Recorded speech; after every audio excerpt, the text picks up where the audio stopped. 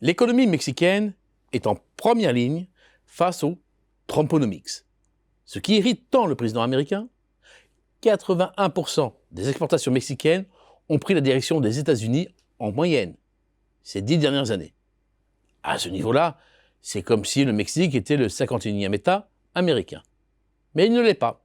Et ces échanges profitent aux entreprises installées au Mexique qui a engrangé, l'année dernière, un excédent colossal de 172 milliards de dollars aux dépens de l'oncle Sam ou volés aux Américains, selon le langage trumpien.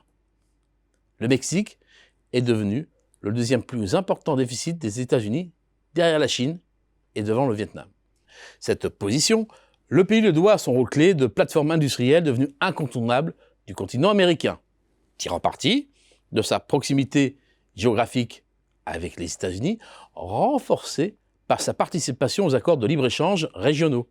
D'abord l'ALENA de 1994 à 2020, remplacée ensuite par le United States-Mexico-Canada Agreement. Autre avantage majeur, sa main-d'œuvre, importante, qualifiée et ultra compétitive. Selon l'OCDE, le coût moyen d'un travailleur au Mexique représente 22% de celui d'un Américain de qualification comparable. Avec de tels atouts, le pays est naturellement devenu un aimant à investissement étranger. Encore près de 40 milliards de dollars reçus l'année dernière, ce qui aura vraisemblablement fait passer le cap des 800 milliards de dollars au stock d'IDE. L'objectif poursuivi, toujours le même, produire au Mexique pour exporter ensuite en Amérique du Nord, tout en répondant à un marché domestique de 130 millions d'habitants. Parmi les derniers investisseurs majeurs, on retrouve Volkswagen, Bosch et Toyota. Mais la présence américaine reste écrasante, notamment le long de la frontière dans les milliers de maquiladoras où des milliers d'emplois ont été créés.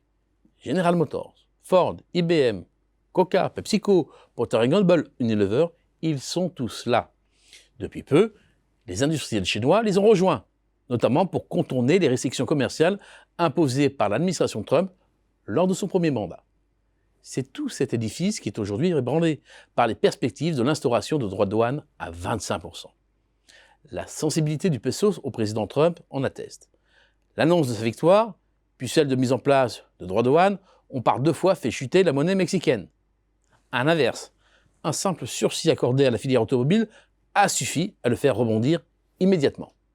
Une spirale dangereuse commence à se dessiner.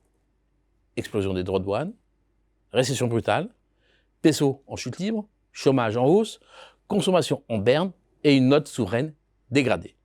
Un cocktail explosif avec un impact dévastateur sur les provinces frontalières totalement dépendantes des exportations. Un scénario noir qui pourrait se noircir encore plus avec la poursuite des expulsions de migrants. Sur les 10 millions de Mexicains vivant aux États-Unis, la moitié sont en situation illégale. Leur retour massif ne créerait pas seulement des tensions sociales, mais assécherait aussi une ressource vitale pour les familles. Les envois de fonds.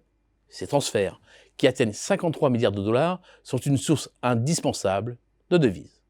Alors oui, une partie de l'économie mexicaine a été vassalisée par les États-Unis.